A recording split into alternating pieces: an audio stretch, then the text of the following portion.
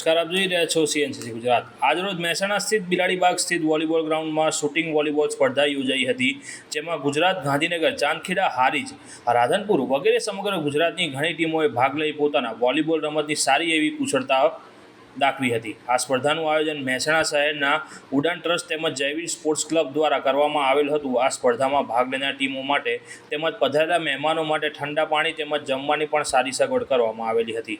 આ સ્પર્ધામાં આ સ્પર્ધાનું આયોજન મહેસાણા શહેરના ઉડાન ટ્રસ્ટ તેમજ જયવીર સ્પોર્ટ્સ ક્લબ દ્વારા કરવામાં આવેલ હતી। આ સ્પર્ધામાં ભાગ લેનાર ટીમો માટે તેમજ પધારેલ મહેમાનો માટે ઠંડા પાણી તેમજ જમવાની પણ સારી સગવડ કરવામાં આવેલી હતી।